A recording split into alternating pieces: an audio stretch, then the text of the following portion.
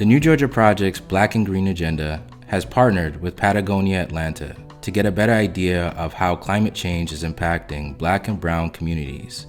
I'm Akis, and I'm headed to Sapelo Island to find out what the Gullah-Geechee community needs in order to save their land and continue to hold on to their culture.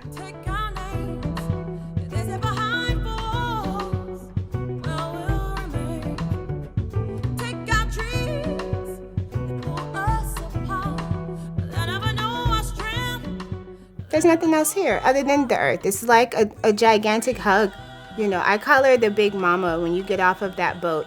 Even when you get on the boat and you come across the water, right? It's like a baptism that happens from the wind, from the water touching your face. And when you are able to be on a land that is basically untouched by development, it's going to carry a different energy in and of itself.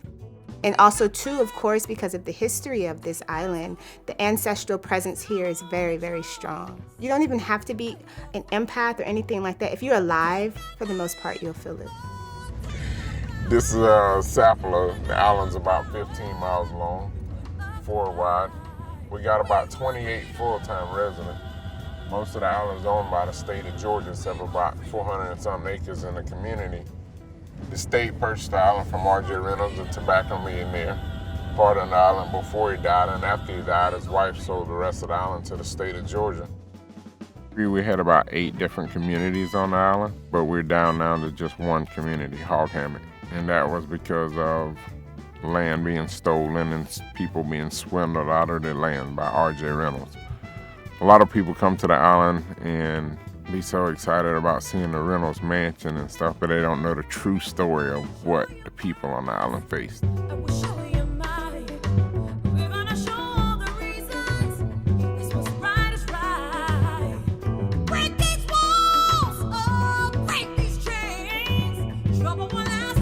This is this part of the island where they kept hogs. So the ancestors were on a higher part of the island in another community called Raccoon Bluff, and there were more communities. But being that this is the lowest part, when it rains, it floods. And so I'm blessed because here I haven't had flooding, but just around the corner, I've seen flooding so bad to where like you could probably get a canoe, I mean literally get a canoe and go across the yard. We want freedom.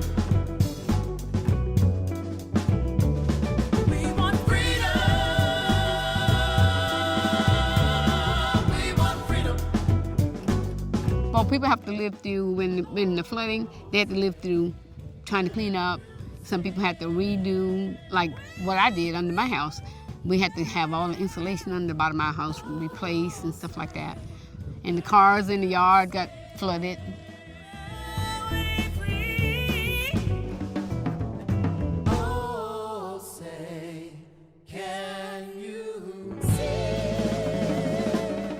I had insurance in my house. I didn't have flood insurance, but we had like fire insurance and wind damage.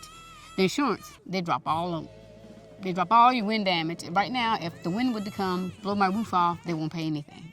Just in case if a hurricane would hit next year or whatever, you know, hurricane blow my roof, I got to pay for that. Now that you've heard from a few of the indigenous people on Sapelo Island, stick with us as we dive deeper into their stories. If you'd like to know more about what New Georgia Project and Patagonia is doing, please go to newgeorgiaproject.org/envirojustice. Thank you for watching.